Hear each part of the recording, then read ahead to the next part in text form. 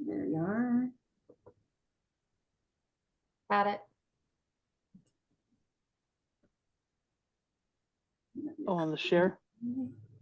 Post to say no. What am I? What is supposed to have popped on my screen? Oh, this meeting is being live streamed. Okay. Now We're good. Now I know. And we're going to go ahead and welcome everybody.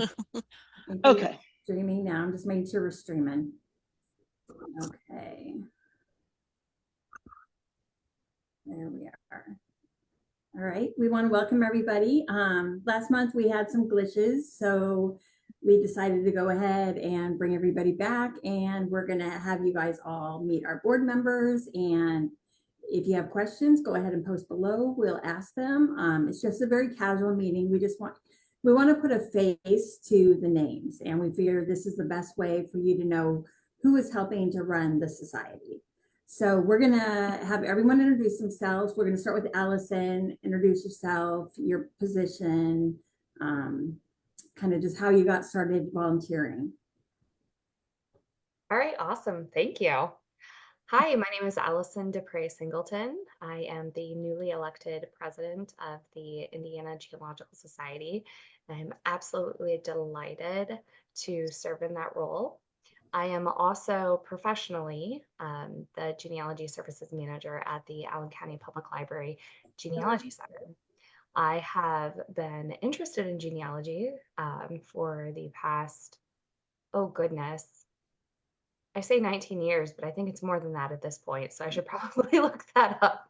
But I have been doing genealogy since I was a teenager, and it is my passion. It's the thing I'm most interested in. I started joining boards and volunteering and trying to be a part of genealogical societies when I started my professional career. I first started working at the Indiana Historical Society after getting 2 masters, one in library science and one in public history. So I am so excited to be in this role and see how I can best serve the genealogical needs of Indiana.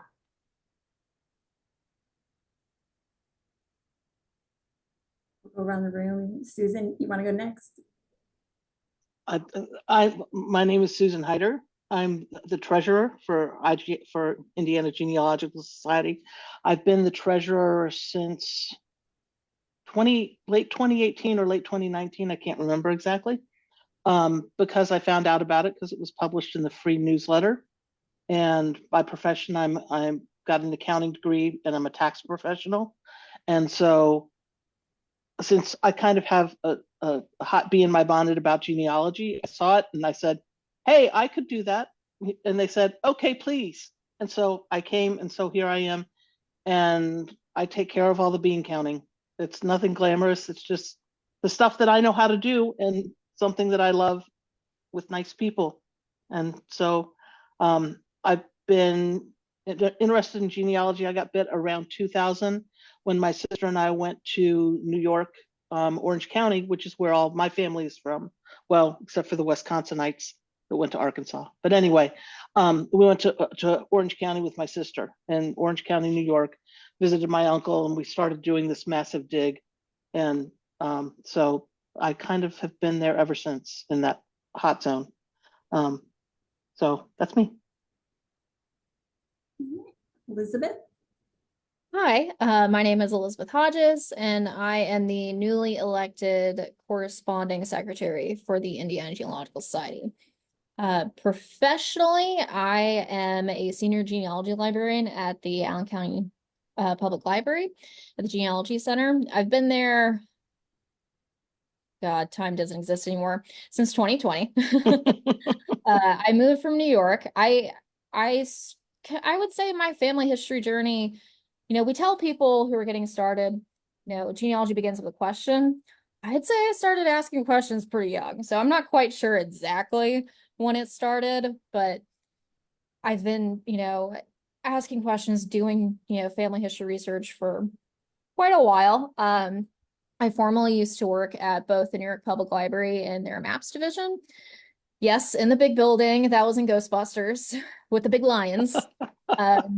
I also used to work as an educator at the Tenement Museum. So the Lower East Side Tenement Museum, we spent our days telling stories of real ordinary immigrant families, family stories that are not unlike many of our own. And we used a 5-story tenement building to tell those stories. So that's where I was. And then COVID happened and I moved to Fort Wayne and got the best job ever. And it got to meet some wonderful people. And that's kind of what led me to IGS. I like to help people do research. So I'm just happy to help and serve, on the board. Okay. Hello, my name is Kaye Ford. I guess I was interested in family history probably about the year 1980. At my grandparents' house, there was a picture of a very scary old man hanging in their home. And when I was about 30 and doing some family history work, I realized that man, it was a lithograph of my 3rd great grandfather. So he wasn't scary anymore. But when I was 9, he scared the crap out of me. So I seriously began my genealogy pursuits when I was about 30. So about 2000. And at the time, I was working as a certified medical transcriptionist at an acute care hospital in my hometown. And if you don't know, that's where you listen to doctors' dictation and type their reports. So I did that for about 19 years. And one aspect of that job is research. I love Latin, so that ties right into medical terminology. I like to look up, I don't know, anatomy, procedures, medications. I was a very early proponent of Google. And technology took that job away from me. It actually made me an editor. And, I was fine with that. I like to edit. I like to write. And being a medical transcriptionist really helped me on that front. But I also love family history. And when my job phased out, I was volunteering at my local historical society. And eventually that volunteerism morphed into my directorship job. So that's where I'm at now, is Henry County Historical Society as a co-director.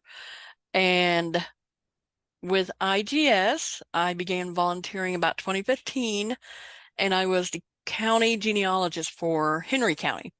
And since coming onto the board as recording secretary, I had to give up my director position for East Central Indiana, and but that's still vacant, by the way.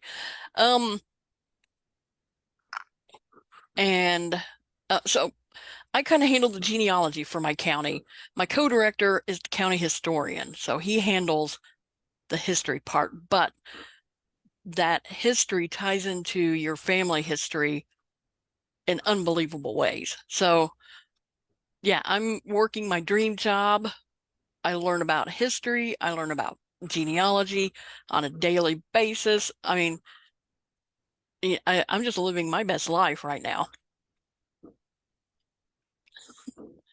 I am not on the board, but I'll go ahead and introduce myself. The reason you see me whenever we're doing the Facebook Lives is my name's Sharmarie Pearson, and I actually handle the social media to build the community, which has been fantastic.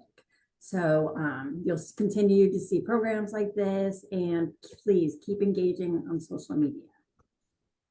So with that, Allison, do you want to share kind of where you see the society going over this next year?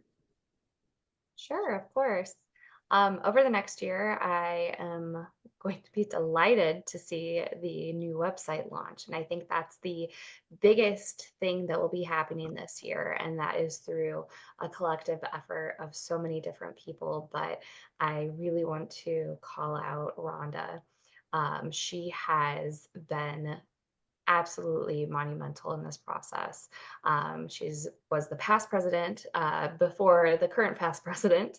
So Rhonda Stouffer, she is been leading up with the website and doing all this work and having to write different pages and learn how to actually work the website and everything. And it's just been absolutely amazing to see the work that she's put into it. And I know she is proud of what she's done. And it continued under Kurt Sylvester's leadership. And I am so delighted to be the one that the website will actually come under my leadership. So that is the biggest thing that we're looking forward to. And then from there, I think it's going to be talking to the people who are researching. We want to talk to members. We want to figure out what you guys are looking for.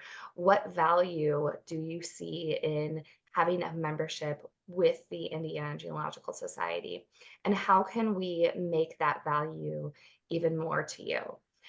So that is something that I'm very interested in and would like to build upon as this year goes on. Then I have another question, kind of anyone can answer, but how can members volunteer for the society? Where are they needed? Because societies, some of you don't know, societies run 100% almost on volunteers. And so we have several positions that are sometimes very hard to fill. So if someone wants to kind of touch on that to let everybody know. I'd say just reach out to any of us. There's a contact form on the old website, and you'll see it on the new website. And if you're interested, reach out to us, and your message will be directed to the right person, and they will get in contact with you.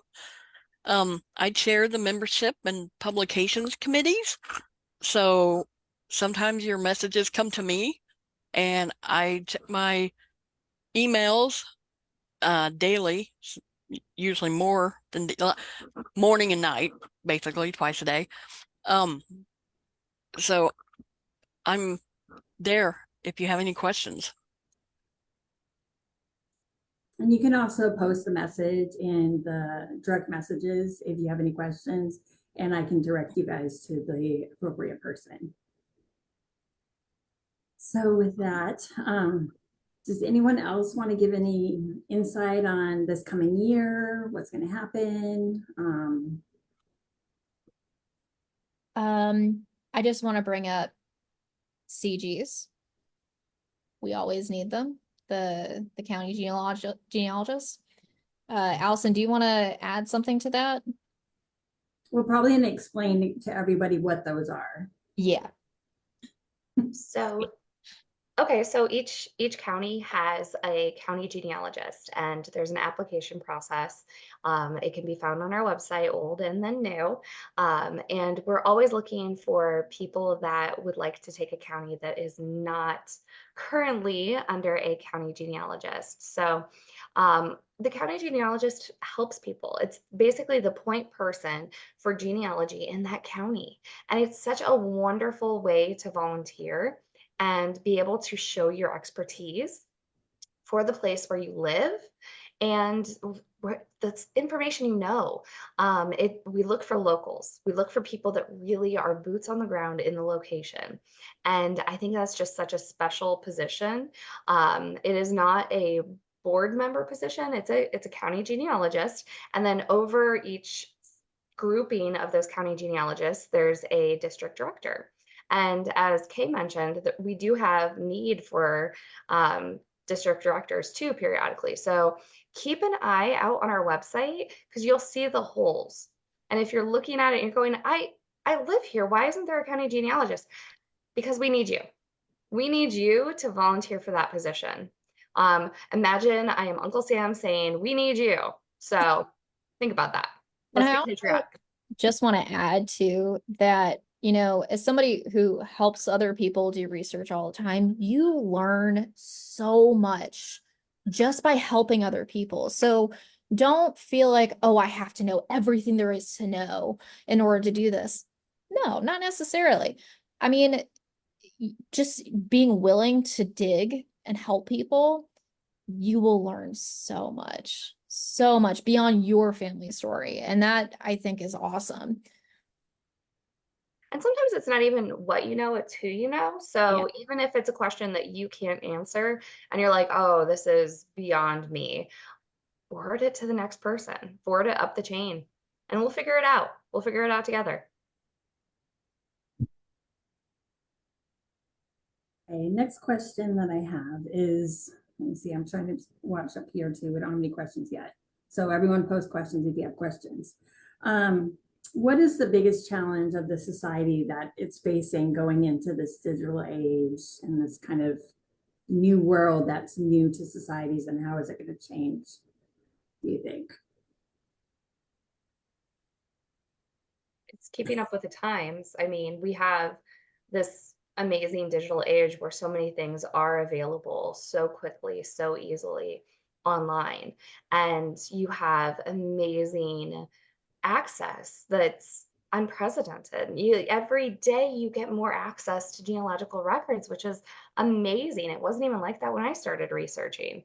And the fact that that just continues and the trend will continue, and trying to keep up with that. So knowing that we need to continue to put things digitally on our website so members have access to those records, knowing that we need to continue to offer virtual programming like this, having these conversations, knowing that we need to continue to help people with their research, because while there is so much online, not everything is online yet. And you can know a lot. You can know a lot about research, but there's no way to be an expert in every single part of research. Even for a state, even for a county, even for a community, you still need other people. And that's the beautiful thing about the genealogy community is we work together and we want you to be successful. And I think that's the biggest thing moving forward, is helping people be successful and really taking a hard look at what that means. Anybody else want to add something in? You said it so beautifully. You did. I always, when I find like a key piece, it doesn't matter if it's my people or somebody else's people. I'm dancing in the aisles because I found that thing that I've been looking for, and it doesn't matter if it's my people or not. I like the search. I think something that is a challenge is getting the word out about IGS, especially to fellow Hoosiers. About half of our membership is out of state, and the other half are here in Indiana. But spreading the word about IGS to our neighbors and our friends and the people we volunteer with and the people we meet in the libraries or the historical societies, museums, the more people who know about IGS, the more it will grow. And Allison is so correct about not everything is online. Not even, it's the tip of the iceberg. Just literally in my museum, we have so much that isn't online, and that's just one small place. So I can't even imagine really what's out there that we haven't seen yet. And one of the best ways that you guys can help spread the word is interacting with the social media content that we post. We get a lot of feedback, which is amazing, of people sharing their stories and family histories, and that is fantastic. And keep that up, because we want our virtual community to be an extension of the society, and that's what we're there for on social media. But what we're asking also is, when you see content, like when we have a conference or you see a society having an event, every time you interact with that piece of content, you're boosting it up in the algorithm. So if you like it, you make a comment, you share it. That's sharing more information to people that might not see it, but then it's also boosting it so that the social media platforms will send it out to more people, because they're like, well, this whole community loves this piece of content, let's send it out. And so keep doing that and just remind yourself, share, just keep sharing, and that's going to spread the word.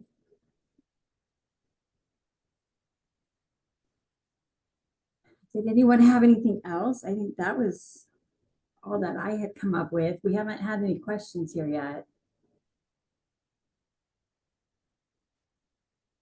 On social media. Watching for questions too. So yeah, I haven't seen them yet. well, that's fair. So instead, why don't we just get to know one another? I mean, we are genealogists. This is a passion project for all of us. So I think it would be interesting to know how everybody got started. Who wants to go first? I'll go first. I got started, actually, I did not grow up with my biological father. And so my whole life, there was just this missing piece. And as I was looking for him, I knew his father's name. And then I really got to realize that I can know the people, my ancestors, that aren't in my life and get to know their stories. And I did find my biological father like 30 years later, but I also found a passion for family history. And so I just kept going from there, and I just want to know everybody now. So that's my little thing, how I got started. That's awesome. Who wants to go next? I'll go. So my dad's grandparents immigrated from Ireland in 1916, and my great-grandfather, there was this wild story I was told as a kid about how his father abandoned the family and moved to England and married another woman and had a whole other family, big dramatic story. And my great-grandfather was abandoned in an orphanage, and his mother like moved to New Orleans. And then as an adult, my great-grandfather worked for a company called United Fruit Company, which after the Easter Rising, because they would stop in New Orleans after going to South America, he didn't want to go back to Ireland because Dublin was burning. And he just stayed in New Orleans, and apparently, and he sent money back for my great-grandmother to join him, and they got married in New Orleans. But I just remember my dad told me this story, and he's like, yeah, so your great-grandfather, your great-great-grandmother, and my great-grandfather's sister, they all lived in the same city. They all knew they were there together, and none of them would speak to each other. Because that Irish grudge is real. It's very real. And I just remember as a kid just like wanting more, but then also questioning the story too. Because, I mean, the Irish and their tall tales. So I remember asking a lot of questions and then wanting to find the truth. And I mean, I did find the truth. Most of the story was true. But I think that's where I started, was like being told this story one St. Patrick's Day, like, I don't know, 30 years ago, just about. And that's kind of where I started. So the drama reeled me in. Love that. Who else wants to share? Well, when I went to New York with my sister in around 2000, I can't remember what prompted it, but we went specifically to see my uncle there in Middletown, New York, and start doing some family research at the Orange County Genealogical Society. And that was my first realization after doing all of this research and thinking I had this right Robert Greene, going backwards. And then I finally found a little piece of the puzzle, and I realized we had the wrong family. And so I had to start all over again. And I can remember after I got bit by the bug, sitting in my house back when it was practically still dial-up. It's not speedy like internet is now. And I would sit there and I'd go to, click on the page in Ancestry for it to bring up a census. And then I'd go and I'd do something else while I was waiting for the page to load because it took that long. I mean, it's like you get up, you go get a cup of coffee. No, it's not quite done yet. Go make a sandwich, or whatever. And I can remember doing that. And since then, I've found so many. I've traced my dad's line back. My sister worked with somebody in DAR, so now I'm a member of DAR going back through my mom's family through the Chases. I think that's through the Chases. I can't remember. They all get muddled in my brain. But I still have great big unknowns. Like my husband's family, we've got this point. We get to, 1870. Here's the mom in the census with his however many great grandfather. In 1880, she's gone. The husband is married to somebody else. I don't know what happened to her, like to his this biological grandmother. Anyway, the forefather. I don't know what the right term is. Anyway, and I still don't know what happened to her. And I found out stuff like my story. You're talking about stories, Elizabeth. We always heard however many great grandpa Sefcik, probably my third great grandfather. He came over from Austria with $17 in his pocket when he was an adult and da da da da da. No, that's really not true. He came over when he was 3. He wasn't really a Sefcik by birth because he was a Ziernik, and which I found by going and you search the lateral lines, like like not direct lines, like this person over here, and I found out what his actual birth name was when I found some kind of registration thing down in Texas for one of his siblings that listed his mother's maiden name. And then I searched, and then I found her and him coming over in 1883, and he was born in Austria in 1880, and that's pretty much all I know. I don't know what happened to the Zierniks before him, but he's my most recent immigrant. So I still hunt for the lost people. So. And it's my hunting for lost people. Yeah, I could totally.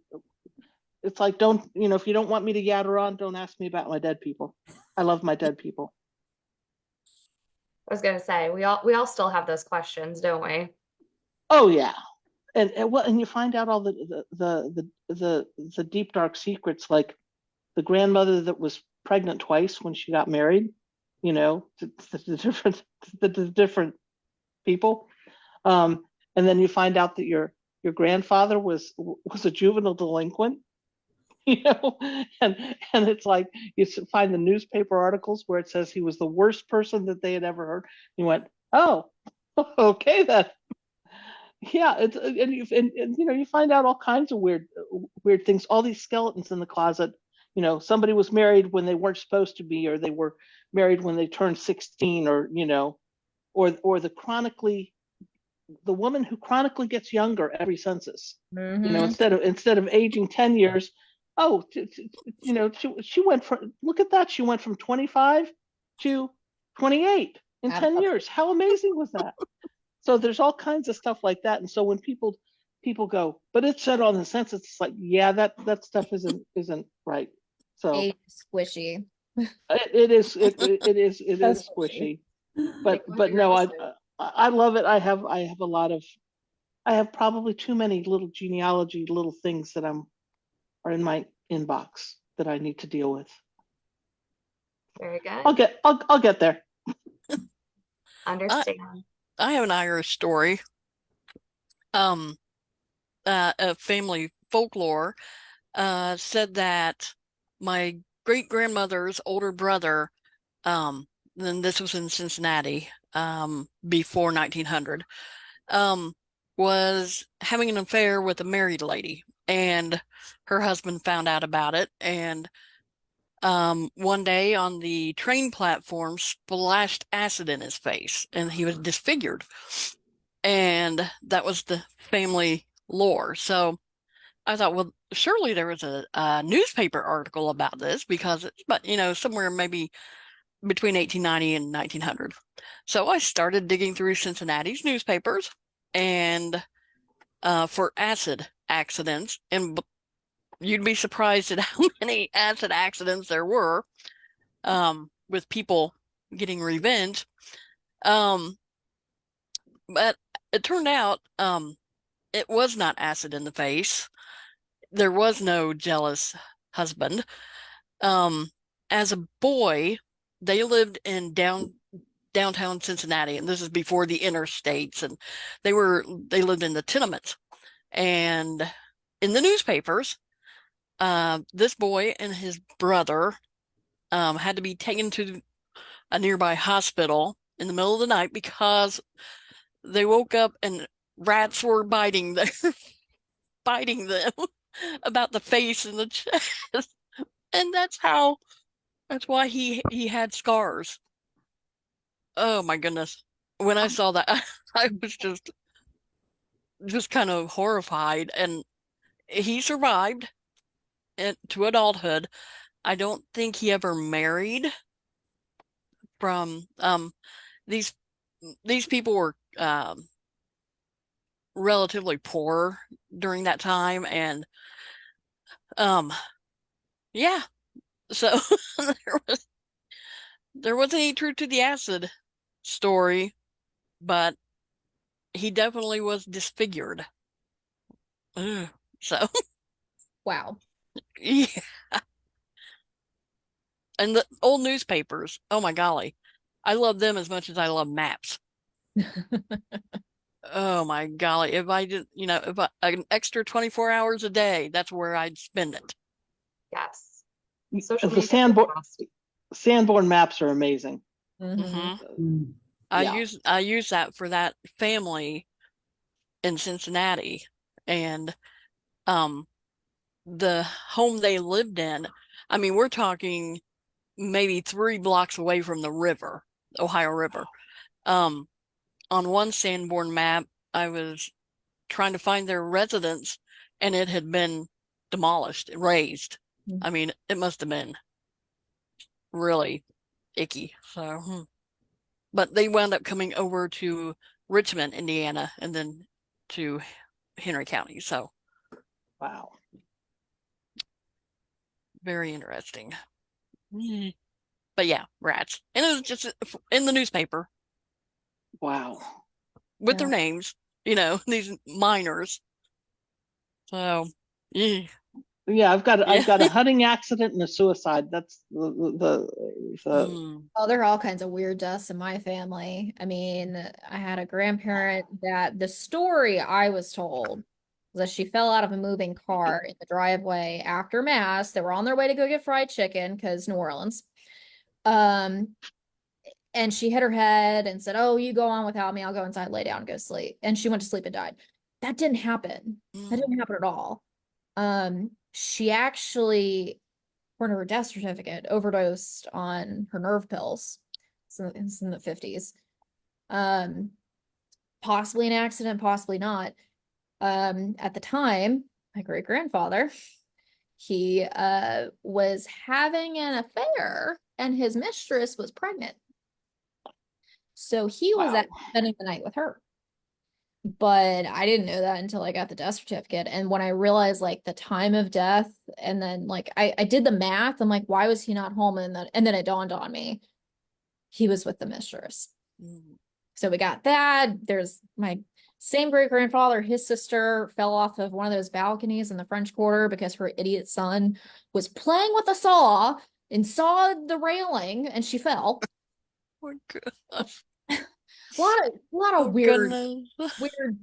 weird quasi-suspicious deaths in my family. I had one that died from an infected pimple. Oh God. It was like, I got her death certificate, and it was actually like a carbuncle or something like that. I think that's what I can't remember what it was, but like it was something, but it's like in the newspaper, that's what it said. It's like she died from an infected pimple that she wouldn't leave alone. It was Arkansas. I'm gonna tell my teenage niece that. I love that. In newspapers, you can find all sorts of things. Oh yeah. We've been regaling each other with the saga of a notorious woman in Fort Wayne. Elizabeth, do you know who I'm talking about? Who are you talking about? There are many notorious women. I know, right? No, this is the one that she was given a choice to go anywhere. They were like, you have to leave Fort Wayne because we can't deal with you anymore. So the court is going to pay for you to have a train ticket anywhere. And she chose Logansport. Was it fortune teller? No. Okay. No, but she decided that she wanted to go to Logansport. She wanted to go to the balmy um climate of Cass County. That's what she said. The balmy climate of Cass County. And I was like, has she been to Cass County? Like balmy is not the word I would use. It's a delightful county, but balmy? Balmy. Yeah, yeah. She didn't Yeah. have anything to do with Huckleberry, did she? No, Have no. Have you heard about the Huckleberry Queen? No. This lady, I Mm, think she was called Skinny Meg. they might have been friends. Okay, okay. What do share about Huckleberry. Huckleberry, she's not my story. She passed through Henry County, but she wound up in north central Indiana, kind of, I guess, where um the circus folk would hang out off season. And Okay. I think she was in Chicago for a while and came back. So that's someone else's story that I learned about because she passed through. She was arrested in Newcastle at some point, and this would be in the 1860s to 1880s. So it was a ways back, but that sounded like that sounded somewhat familiar. In my spare time, sometimes I want to scratch a research itch, but maybe I'm a little tired of doing genealogy, so I'll research houses in my neighborhood because I live in a historic neighborhood. So I'm basically doing genealogy of the houses. Mhm. There is a house directly behind me that was built by, like, I couldn't even make up this story if I tried. It was built by this man who was claiming to be a doctor. No, he read some medical books in prison. He during the Civil War, he was from Ohio. And during the Civil War, he was imprisoned in New York for doing something shady in the military, and he escaped twice. Um, he was forging stuff. He was forging discharge papers. And then he discharged himself after making like $10,000. 10,000 during the Civil War, which was a crap ton of money. Mhm. So he discharged himself, got out, escaped. He was on the lam for a while. They tracked him down in Illinois. So he escaped from New York City, ended up in Illinois, where he was posing as a postal inspector, forging money orders. He goes to prison in Joliet, does some time there, gets out in the early 1870s, moves to Fort Wayne, absconds with a wealthy man's daughter, marries her, realizes that dad is cutting her off. So I guess he divorced her. He had like 6 divorces by the end of his life. It's like the craziest story. And they put it all in the newspaper. Like when he absconded with this girl, they're like, yeah, he keeps saying he's a doctor. And the prison warden at Joliet sent in a letter saying, oh yeah, I know who this is. He's not a doctor. He read some medical books and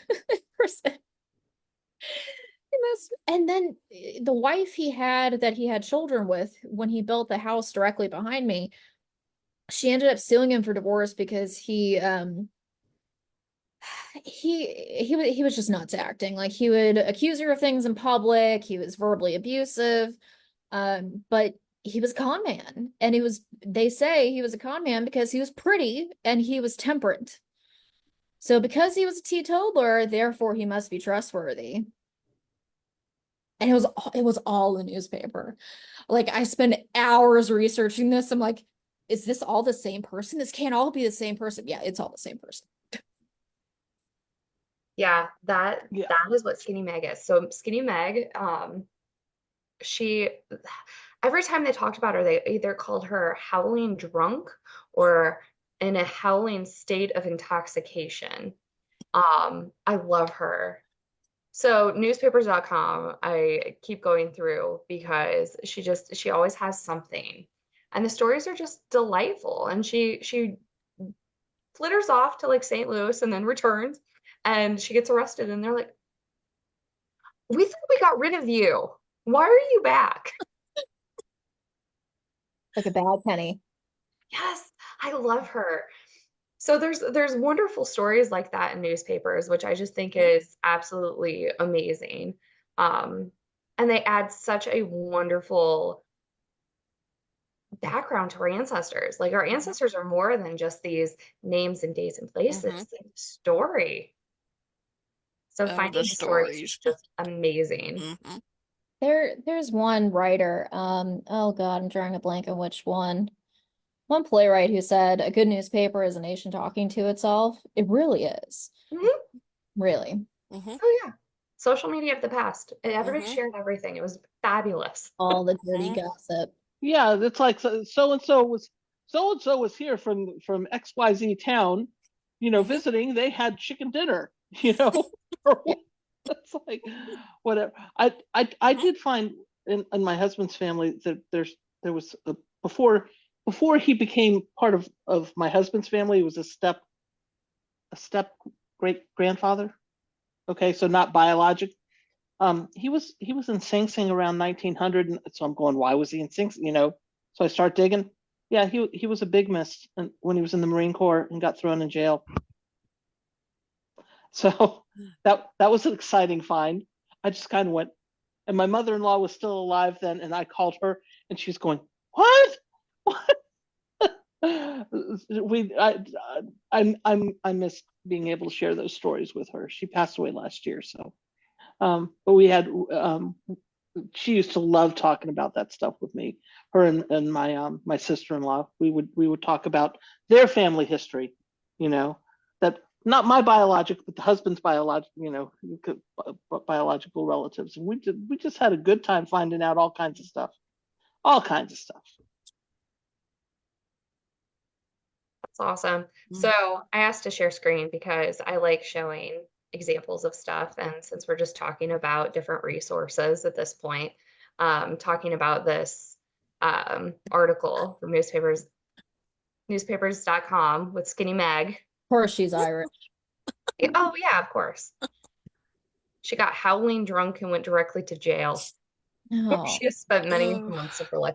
Like, she's very sad. Like, don't get me wrong. I feel bad for her. She's a very sad character who probably needed some medication and some therapy, which, okay. But as a researcher looking at this, somebody who has a record like this has so many more rich records, and it is so much fun to find it and to put these stories together and to really see this life. Also, I adore the people who wrote for this newspaper because they did such a great job of kind of describing situations and making you feel like you might actually be there. Mhm. So the descriptions are just amazing. So don't overlook these newspapers. And you may not have a subscription to newspapers.com, and that's okay. There's other ones out there. In fact, hey guys, what's your favorite newspaper resource? Do you guys have one? I use Newspaper Archive because Newcastle's newspapers are digitized up till 1919, but I also use newspaper.com. I do newspapers and genealogy bank. I use Chronicling America quite a bit. I use whatever one will work for me in that moment. So, I mean, for Indiana stuff, I like Newspaper Archive a lot because it has a lot of those small town newspapers that newspapers.com didn't bother purchasing. So if it's not working for me on newspapers.com, I might try Newspaper Archive. I like to use them all. I like to break things. I was gonna say, if you don't find it in one, try another. Look Mhm. around and see who actually has the newspapers. Um, Ancestor Hunt is a really good resource as well.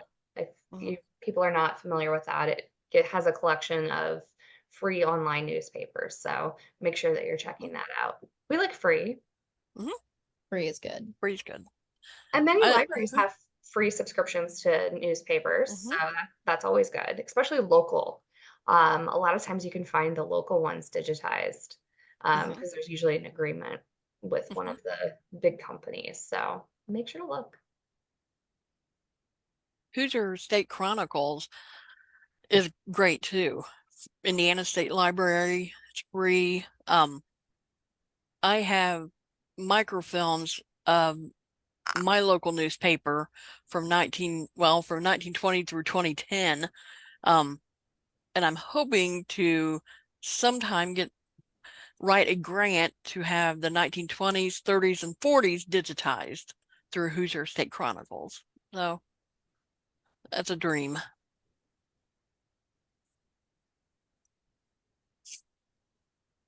I'm just making notes of all of these news resources y'all are yattering about. I am too, and I'll actually go through and I'll rewatch this later and I'll share them on our social media as well. Oh, good.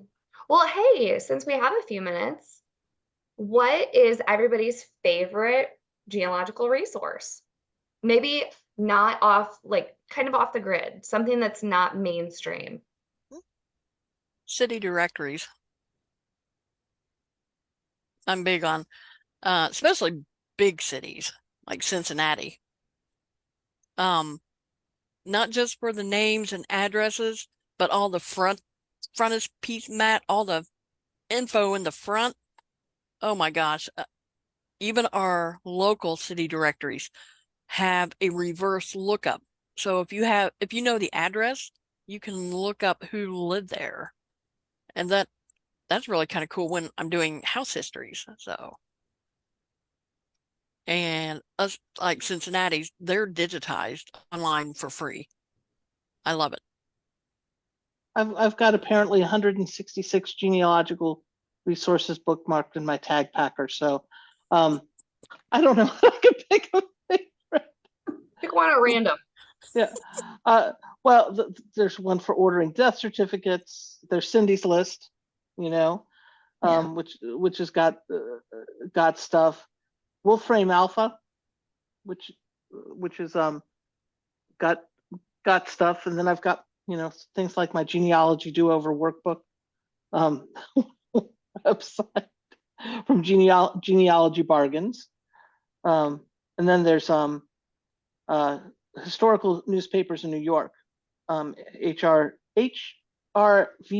historical newspapers, it says. I love that. Yeah, it kind of depends on I don't really have any Indiana relatives. The closest that I come to is I've got my husband's family, Ohio and Chicago. And my family, the closest I come is when they lived in Wisconsin.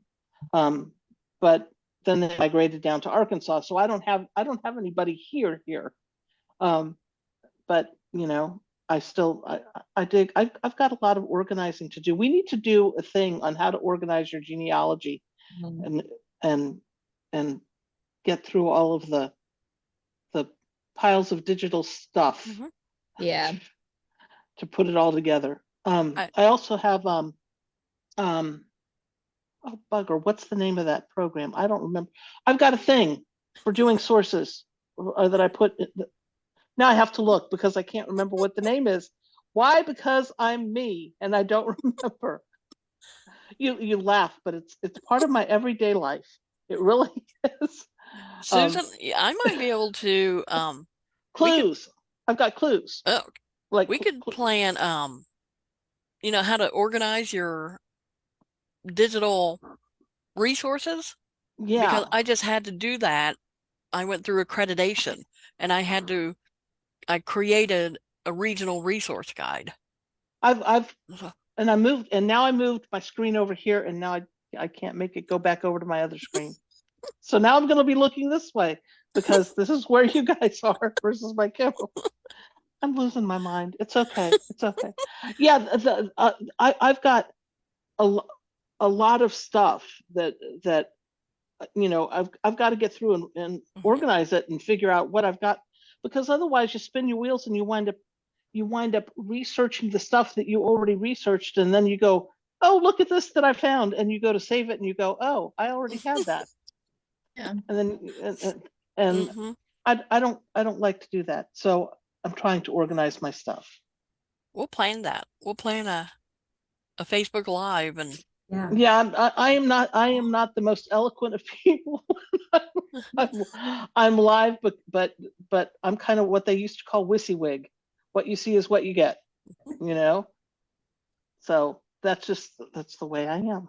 I want to move. What's the other one? It is what it is. Yep, it is what it is. My sister-in-law used to say that all the time. I know John Marie has to take off soon. Yeah, I've got like 5 more minutes. Okay. I don't want her to be Okay. late. You're good. We do not want her to be late. No, no. She has important things to do. Well, and we're close to time. Yeah. But I did notice there was a question. I miss it.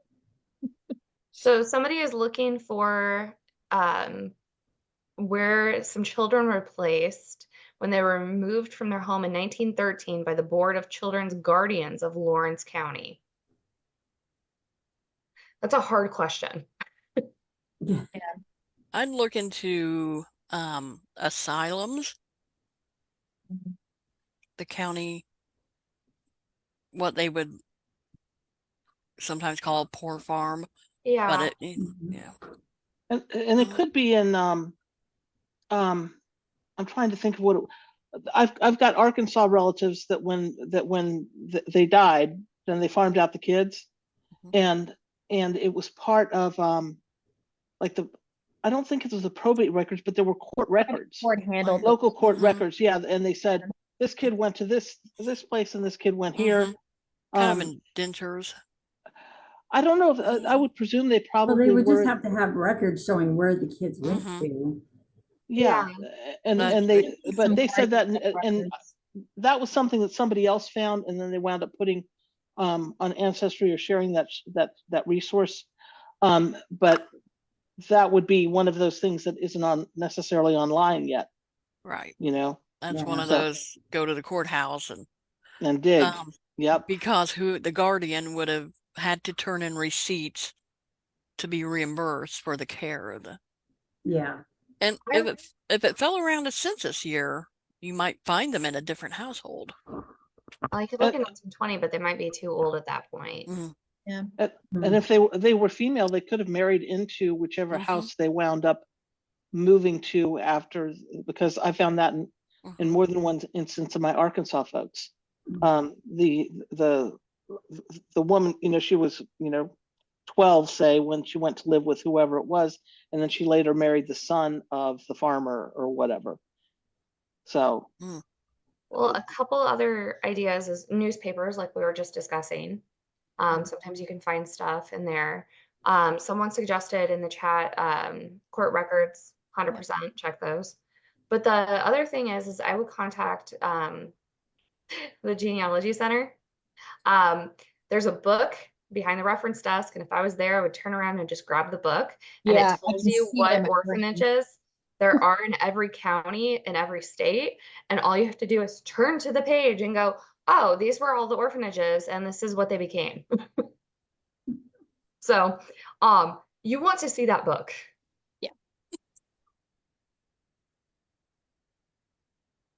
That's a good question. Someone mentioned the digital roadmap discussion. I'm not sure what that is. You guys, Phil made a comment about it. Maybe it's about organizing your digital resources. That's what that sounds like. Okay, yeah. yeah,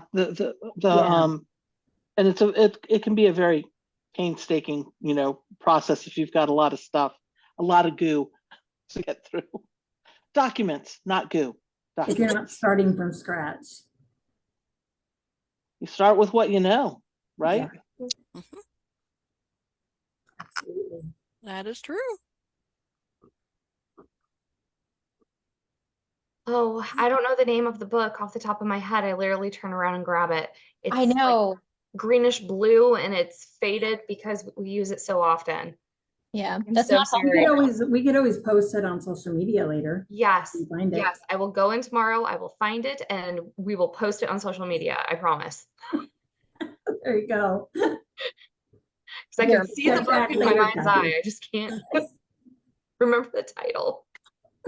Well, you're not alone. It's not just you. I can't remember what it's called either. It's like I can picture what it looks like. I know. So I guys, check social media tomorrow. It'll be up. Maybe we'll just have a picture of it. I take it I can't Google a green blue book with a faded cover. Faded, That- yeah. That wouldn't work. No, and the key words I was searching in our catalog, I just tried to find it, and it was bringing back so many results. I was just like, I don't know without seeing it. So sorry, guys. There's a resource for you. We'll get it to you. The Allen County Public Library is the place where it's at. That's where you need to go. Mhm. Right there. All right. Well, it looks like we're about at time. So should we wrap up? Yep, and this will be recorded for anyone that want to watch it later. We'll let you know as soon as it's posted to YouTube, but it will be on Facebook. So, and we'll post some of these resources on social media. And if you're interested in volunteering, reach out to us. Yes, please. You're more than welcome. Email any of us. We'll respond. Mhm. Well, thank you so much. Thanks, everybody. Thanks for- Thank you. We'll see you guys next month. We don't have the topic yet for next month, but we're working on it. So, but just stay tuned. Keep on Okay. following us on social media. Sounds All good. right. Bye, everybody. Bye, lady. Bye. Bye.